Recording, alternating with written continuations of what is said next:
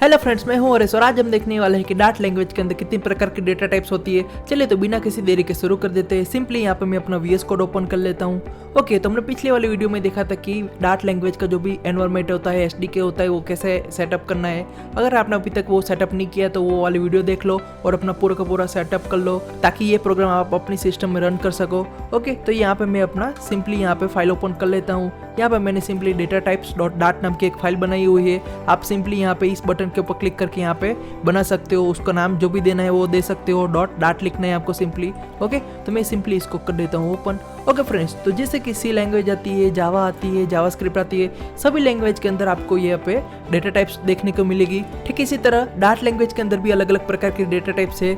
Okay, तो सबसे पहले हम बात करते हैं कि डेटा टाइप्स की ज़रूरत हमें क्यों पड़ती है। जैसे कि फ्रेंड्स, आपको पता होगा कि डेटा अलग अलग प्रकार का होता है। जैसे कि नंबर वाला डेटा होता है, कहीं पे हम नाम लिखते हैं तो वो स्ट्रिंग टाइप के डेटा हो जाते हैं। कई जगह पर हम बुलियन डेटा टाइप्स का यूज़ करते हैं, जैसे कि ट्रू फॉल्स का यूज़ करते हैं। ओके, तो चलिए यहाँ पे देखते हैं लाइन बाय लाइन। तो सबसे पहले हम देखते हैं जिसका टाइप है नंबर। इसके अंदर हम सबसे पहले देखते हैं इंटीजर प्रकार का।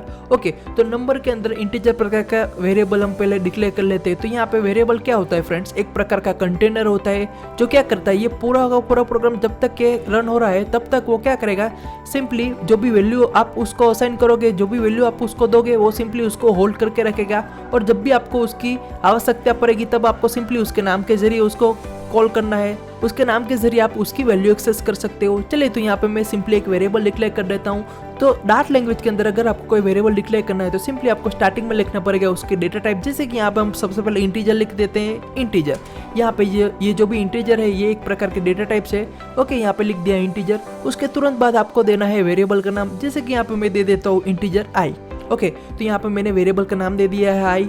यहाँ पे वेरिएबल आई है, उसके डेटा टाइप हो गए इंटीजर। यहाँ पे मुझे क्या करना है, मुझे ये वेरिएबल को वैल्यू देनी है। जैसे कि अगर मुझे कोई भी वैल्यू देनी है किसी को वेरिएबल को, जैसे कि यहाँ पे कोई भी वेरिएबल को मुझे वैल्यू देनी है तो मैं सिंपली एक ऑपरेटर का यूज करूंगा जिसका नाम है असाइनमेंट ऑपरेटर। जैसे कि इक्वल टू ऑपरेटर जाना जाता है असाइनमेंट ऑपरेटर की नाम से। तो यहाँ पे इक्वल टू लिख दिया। अब राइट साइड मुझे क्या लिखना है, राइट साइड मुझे लिखना है वैल्यू जो मुझे लेफ्ट साइड के वेरिएबल को असाइन करनी है। जैसे कि यहाँ पे मैं लिख देता हूँ 10, यहाँ पे कर दिया सेमीकोलन। सिंपली आपको इतना ही करना है। यहाँ पे हमने क्या किया है, सिंपली एक वेरिएबल बनाया जिसका नाम दे दिया आई और उसकी डेटा टाइप हो गया इंटीजर और उसके अंदर हमने 10 को स्टोर कर दिया। अब एक काम करते हैं फ्रेंड्स, इसको सिंपली प्रिंट करवा लेते हैं। सिंपली हमने पिछले वाले वीडियो में देखा था फंक्शन का नाम था प्रिंट।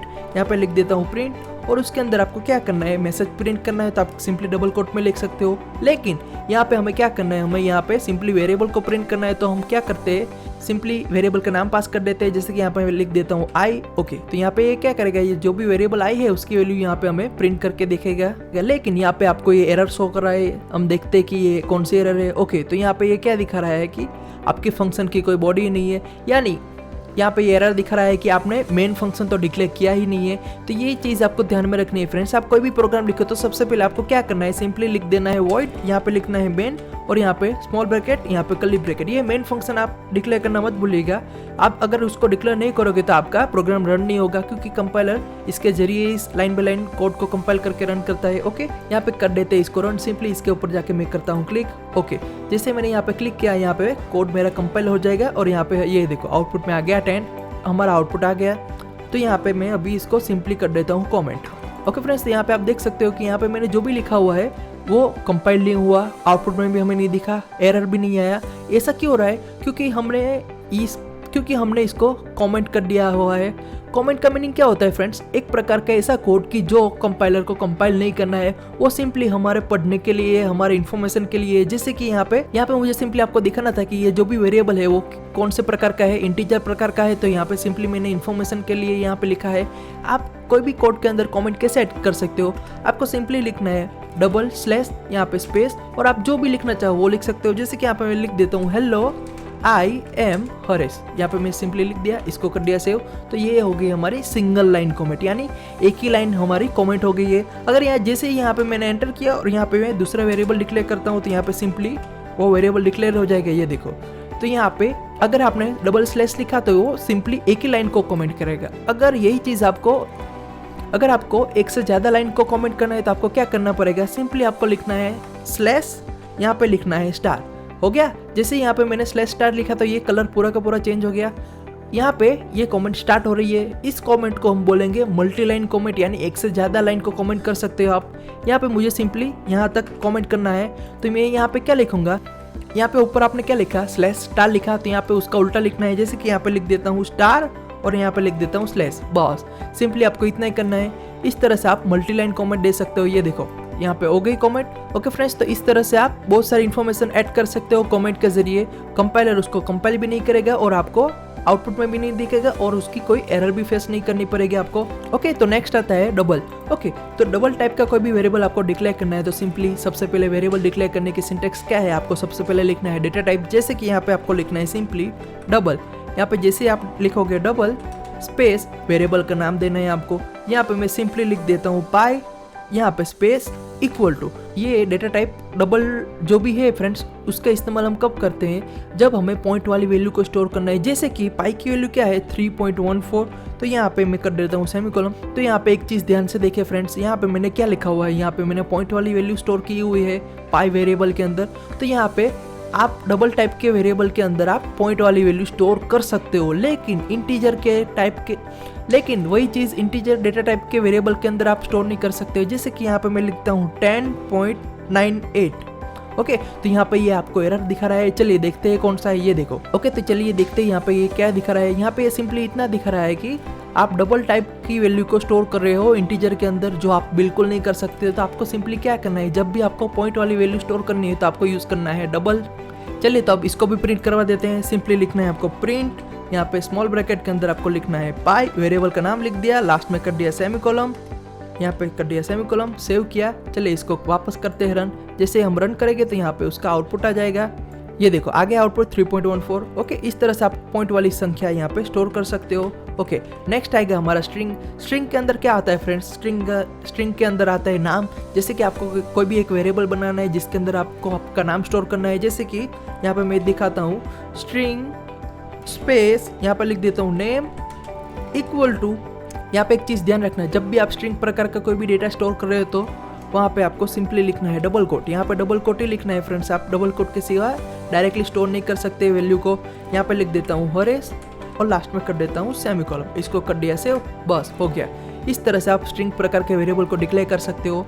यहाँ पे एक चीज़ ध्यान से देखना फ्रेंड्स, यहाँ पे इंटीजर है डबल है, वो तो हमने स्मॉल में लिखा, ये पूरा का पूरा स्मॉल था, लेकिन स्ट्रिंग के अंदर आपको ये पहला लेटर जो भी है ये आपको कैपिटल में लिखना पड़ेगा। अगर आप यहाँ पे स्मॉल में लिखोगे तो आपको एरर देगा। जैसे कि यहाँ पे मैं लिखता हूँ स्मॉल में स्ट्रिंग एन इक्वल टू, यहाँ पे डबल कोट में ए लिखा सेमीकोलन। ये देखो यहाँ पे आपको एरर दिखा रहा है, क्यों, क्योंकि ये वाला इनवैलिड है। तो आपको ये चीज़ ध्यान में रखनी है, आपको सिंपली कैपिटल एस लिखना है और यहाँ से इस तरह से आप लिख सकते हो। ओके, आपको जो भी नाम स्टोर करना है, जो भी स्ट्रिंग को स्टोर करना है, राइट साइड यहाँ पे आप लिख सकते हो और उसको कर देते हैं प्रिंट फंक्शन के जरिए। यहाँ पे लिख देता हूँ नेम। यहाँ पे आप कोई भी वेरिएबल का नाम लिख सकते हो फ्रेंड्स। यहाँ पे मैंने नेम लिया है तो मैं सिंपली इसको यहाँ पे प्रिंट करवा रहा हूँ। सेव किया और इसको कर देते हैं रन। जैसे हमने रन किया है तो यहाँ पे आउटपुट में आ गया हमारा नाम। ओके, चलिए तो देखते हैं नेक्स्ट आएगा बुलियन। बुलियन के अंदर क्या होता है फ्रेंड्स, बुलियन के अंदर दो ही चीज स्टोर होती है। जैसे कि एक है ट्रू और दूसरा है फॉल्स। ट्रू का मीनिंग होता है सच और फॉल्स का मीनिंग होता है झूठ। जैसे कि अगर आपको प्रोग्रामिंग लैंग्वेज का थोड़ा बहुत नॉलेज है तो आपको पता होगा कि इफ कंडीशन के अंदर हम लिखते हैं कोई भी कंडीशन, अगर वो कंडीशन सच होती है तब जाके उसका कोड एग्जीक्यूट होता है। इस तरह से अलग अलग वो आएगा। जब वो हम देखेंगे तब मैं आपको पूरा का पूरा डिटेल्स में समझाऊंगा। अभी आप सिंपली लिख दो यहाँ पे बुल, आपको लिखना है बुल स्पेस वेरिएबल का नाम लिख दो। जैसे कि यहाँ पे लिख देता हूँ इज वैलिड इक्वल टू, यहाँ पे लिख देता हूँ फॉल्स, यहाँ पे कर दिया सिंपली सेमीकोलन। ओके, तो यहाँ पे सिंपली मैंने एक वेरिएबल लिखा है इज वैलिड नाम का। इसका कोई मतलब नहीं है, अभी आप कोई भी नाम दे सकते हो। सिंपली यहाँ पे आपको सिंपली दो ही वैल्यू को स्टोर करना है, या तो फिर आप लिख सकते हो ट्रू या तो फिर आप लिख सकते हो फॉल्स। यहाँ पे जैसे कि यहाँ पे मैंने लिखा था फॉल्स, सिंपली इतना लिखता हूँ। इसको भी कर देते हैं प्रिंट, यहाँ पे लिख देता हूँ इज वैलिड, लास्ट में सेमीकोलन। सेव किया, चलिए इसको वापस कर देते हैं रन। यहाँ पे जैसे हमने रन किया है तो यहाँ पे वही आउटपुट में दिखाएगा आपको, जैसे कि यहाँ पे आ गया फॉल्स। ओके, चलिए तो आगे देखते हैं। ओके, तो इस तरह से अलग अलग प्रकार के डेटा टाइप्स हमने देख ली। अब लास्ट में आता है फ्रेंड्स वेर कीवर्ड। ओके, तो ये वेर कीवर्ड क्या होता है? अगर आपको जावास्क्रिप्ट का नॉलेज होगा तो आपको मालूम होगा कि वेयर कीवर्ड का हम यूज़ क्यों करते हैं। हम कोई भी वेरिएबल को डिक्लेयर करने के लिए यूज़ करते हैं। जैसे कि जावास्क्रिप्ट के अंदर आपको नंबर टाइप का कोई डेटा स्टोर करना है, स्ट्रिंग टाइप का करना है, एरे टाइप का करना है, आपको सिंपली क्या लिखना है, आपको वहाँ पे लिखना है सिंपली वेयर कीवर्ड। वहाँ पे आपको डेटा टाइप स्पेसिफाई करने की कोई ज़रूरत नहीं है। ठीक उसी तरह यहाँ पे अगर आपको वेरिएबल बनाना है जिसकी डेटा टाइप स्पेसिफाई नहीं करनी तो आप यूज़ कर सकते हो वेयर कीवर्ड। जैसे कि यहाँ पे मैं लिख देता हूँ वेयर, यहाँ पे लिख देता हूँ name equal to double quote के अंदर लिख देता हूँ हरेस और इसको कर देता हूँ सेव। ओके, यहाँ पे मैं आपको दिखाऊंगा कि ये काम कैसे करता है। ओके, तो यहाँ पे ये एरर दिखा रहा है। ओके, यहाँ पे मैंने गलती से एक का एक वेरिएबल 2 बार कर दिया है डिक्लेयर, इसको कर देता हूँ कमेंट, अब ये एरर चली गई। ओके, सिंपली इसको मैं कर देता हूँ प्रिंट और यहाँ पे लिख देता हूँ नेम, लास्ट में कर दिया सेमीकोलन। ओके, सेव कर दिया। अब इसको वापस करता हूँ रन। जैसे यहाँ पे मैं रन करूंगा तो ये सेम टू सेम वही स्ट्रिंग प्रकार का वेरिएबल हो जाएगा और उसकी वैल्यू हमें यहाँ पे प्रिंट में मिल जाएगी। ओके, तो यहाँ पे यही बेनिफिट है फ्रेंड्स कि अगर आपको कोई वैल्यू को डेटा टाइप स्पेसिफाई नहीं करनी तो आप ऐसे ही लिख सकते हो। जैसे कि यहाँ पे अगर आपको कोई नंबर प्रकार का डेटा स्टोर करना है तो आप कर सकते हो। जैसे कि 20 लिखा, सेव किया तो ये देखो ये भी चल गया। आपको यहाँ पे कुछ लिखना ही नहीं है, आपको सिंपली वेयर कीवर्ड लिखना है, वेरिएबल का नाम लिखना है, इक्वल टू करके वैल्यू दे दो और उसको जो भी आप प्रिंट करना चाहो तो प्रिंट कर सकते हो। ओके, तो यहाँ पे ये देखो आउटपुट आ गया हमारा। ओके, तो मैं एक काम करता हूँ, मैं सिंपली क्या करता हूँ, यहाँ पे नीचे जाके एंटर, यहाँ पे लिख देता हूँ name equal to double quote के अंदर लिख देता हूँ हरेस और लास्ट में कर देता हूँ सेमीकोलन। ओके, यही चीज़ अगर आप जावास्क्रिप्ट के अंदर करोगे तो वहाँ पे आपको कोई एरर नहीं आएगी और आपका आउटपुट भी सिंपली प्रिंट हो जाएगा। लेकिन यहाँ पे आपको एरर दिखा रहा है, क्यों?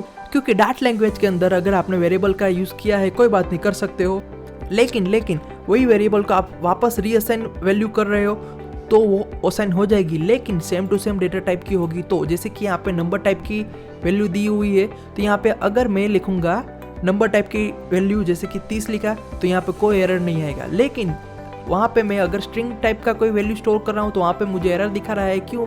क्योंकि यहाँ पे दिखा रहा है कि स्ट्रिंग टाइप का डेटा आप यहाँ पे इंटीजर टाइप के वेरिएबल के अंदर स्टोर नहीं कर सकते। तो यही चीज़ आपको ध्यान में रखनी है फ्रेंड्स। जावास्क्रिप्ट के अंदर ये चल जाएगा लेकिन यहाँ पे ये नहीं चलेगा। तो लास्ट में यहाँ पे मैंने एक नोट लिखी हुई फ्रेंड्स जिसके अंदर मैंने लिखा हुआ है all data types in Dart are object. इस डार्ट लैंग्वेज के अंदर जितने भी प्रकार के डेटा टाइप्स है सब एक प्रकार के ऑब्जेक्ट ही है। ओके, तो इसलिए उसकी डिफॉल्ट वैल्यू क्या होती है? उसकी डिफॉल्ट वैल्यू होती है नल। जैसे कि यहाँ पे अगर मुझे वेरिएबल डिक्लेयर करना है, जैसे कि ये लिख देता हूँ इंटीजर ए सेमीकोलन, बस मैंने यहाँ पे क्या किया, सिंपली एक वेरिएबल डिक्लेयर किया लेकिन उसको मैंने कोई वैल्यू असाइन नहीं की। अब जाके अगर मैं इसको करता हूँ प्रिंट ए और लास्ट में सेमीकोलन, यहाँ पे इसको मैं जैसे ही रन करूंगा तो इसको एक काम करता हूँ, ये वाला निकल देता हूँ अभी। ओके, एक ही प्रिंट रखता हूँ ताकि आपको समझने में आसानी हो। इसको कर देता हूँ प्ले। जैसे कि यहाँ पे जैसे ही हम प्ले करेंगे तो यहाँ पे ये एरर दिखाएगा आपको। ये क्या है एरर दिखा रहा है फ्रेंड्स कि नॉन नलेबल वेरिएबल। ओके, यहाँ पे ये क्या दिखा रहा है कि आपको जो भी प्रिंट करना है डेटा कोई बात नहीं आप कर सकते हो, लेकिन वो डेटा नल नहीं होना चाहिए। मैंने अभी यहाँ पे नीचे नोट में लिखा है, यहाँ पे आप कोई भी वेरिएबल को डिक्लेयर करते हो और उसको कोई वैल्यू असाइन नहीं करते हो तो बाय डिफॉल्ट उसके अंदर क्या स्टोर होता है, उसके अंदर स्टोर होता है नल। तो वही चीज़ आपको मैं बताने जा रहा था कि यहाँ पे ये प्रिंट नहीं हो रहा है। क्यों? क्योंकि प्रिंट जो भी फंक्शन है उसके अंदर आप वही चीज़ वही वैल्यू को प्रिंट कर सकते हो जो नल ना हो। ओके, तो इस तरह से आप डायरेक्टली प्रिंट नहीं कर सकते। लेकिन अगर मैं यहाँ पे वैल्यू दे दूँ कोई भी, जैसे कि यहाँ पे लिख देता हूँ 80, इसको कर दिया सेव। अब जाके मैं जैसे ही इसको प्ले करूँगा तो अब ये एरर नहीं दिखेगा। क्यों? क्योंकि अब जो 80 है वो तो वैल्यू असाइन होगी और वो नॉट नल है तो सिंपली वो प्रिंट हो जाएगी। ओके फ्रेंड्स, आई होप इस वाली वीडियो में आपको बहुत कुछ नया जानने को मिला होगा। ओके, तो इसी तरह से हमारे साथ बने रहिएगा, हम आगे बहुत सारी चीज़ नई नई देखने वाले हैं। Okay, thank you for watching.